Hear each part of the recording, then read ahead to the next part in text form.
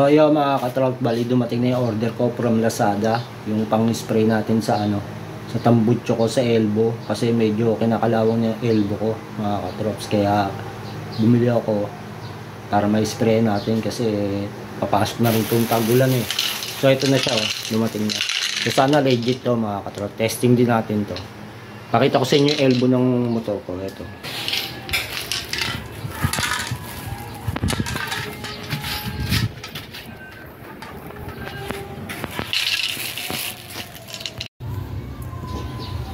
So yan mga katrops, ito na yung elbow ng motor. Ayan, medyo talagang kalawang na. So try nating pinturahan yan yung nung nabili ko na pang pintura. Ayan.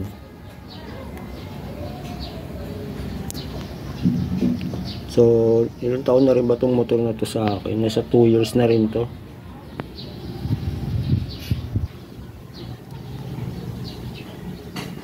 Years nga ba? Kung hindi ako nagkakamali, nasa 2 years na nga to. So simula nung nakuha ko to, hindi ko napinturahan.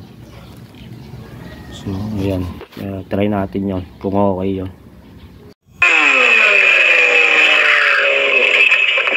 So ito na siya mga katrops. Ayan, medyo mura lang naman siya, 217 no.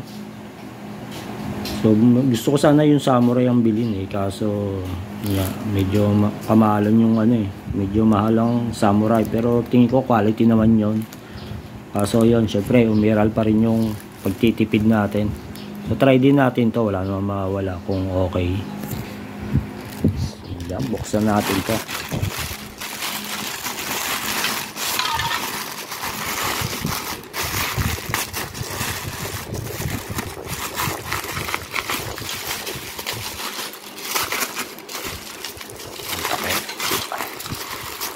So okay naman siya, balot na balot.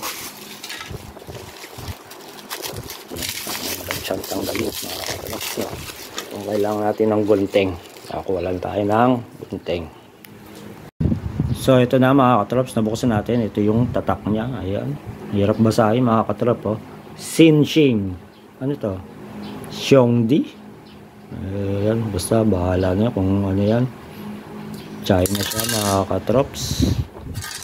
At yung sight niya is nasa 800C siya, no? Temperature niya natin kung okay to, kasi nakita ko naman doon sa sa comment, medyo okay naman yung mga comment doon ng mga umorder. So kaya i-try natin. Ayan, ano nakalagay dito? Ano ba ito? Chinese ba to? Japan, Chinese to no? Ayan, pero wala, hindi natin talaga siya maintindihan. So ayan na lang, try natin to. Ito na yung tambutso natin mga katrops. So ayan, nabaklas ko na yan. Tinanggal ko tong pinakaulo kasi baka mapinturahan yung neng bolts ko eh, so sayang. Hindi yung neng bolts ko, wala na. Ayan, so baka kasi mapintaan, kaya tinanggal ko pati yung itong heat guard nya. Ayan, para mapintaan natin yung loob. So liliyain ko pa to mga katrops bago natin pintahan ng 400 na liya.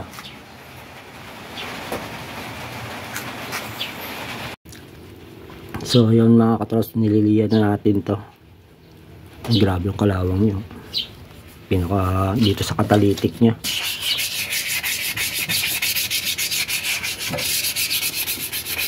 Bigat din pala na itong tambutso na to. Yung goma, hindi natin naalisin yan.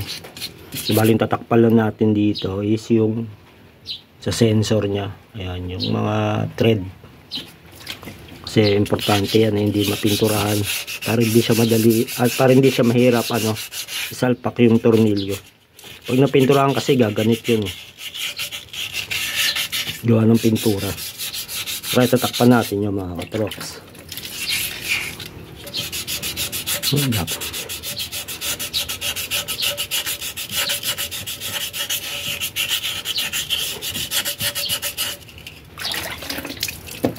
Ginamit ako na ng tubig.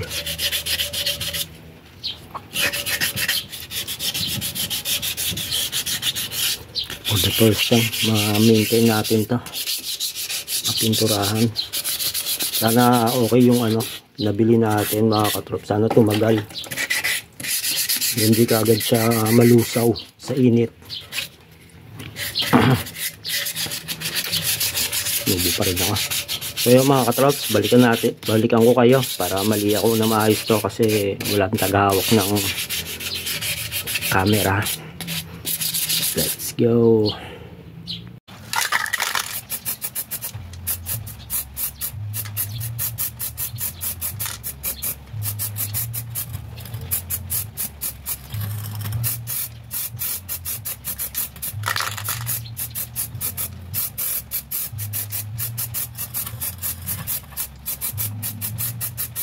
Hindi pala, hindi ko ito. Tabi ko. Hindi pa walang tagahawak.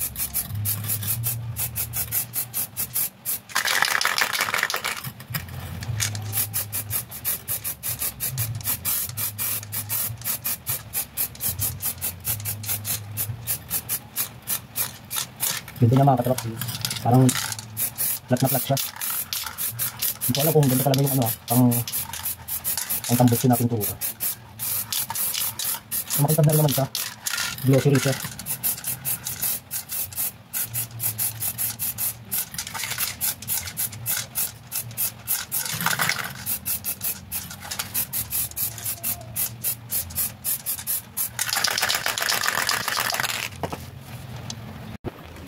So ayan mga katrops, tapos na siya, glossy siya mga katrops.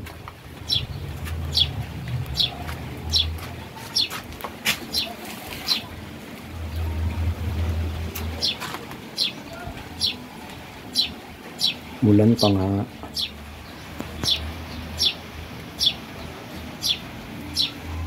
Kabit na natin to maya maya.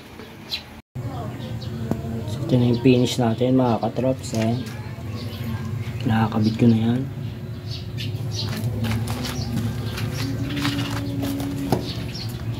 Ayan.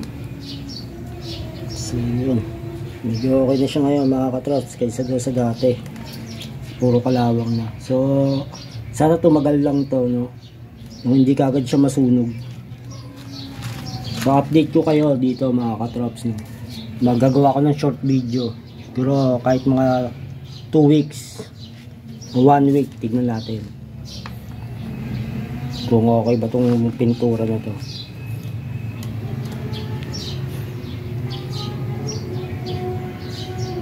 Angas na, bago na, mukhang bago yung tambutso.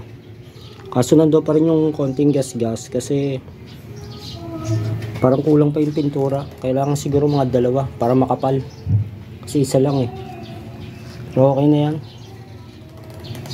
Di man tayo gaano maarte sa motor. Sa atin magmukhang malinis lang, okay na yan. Okay.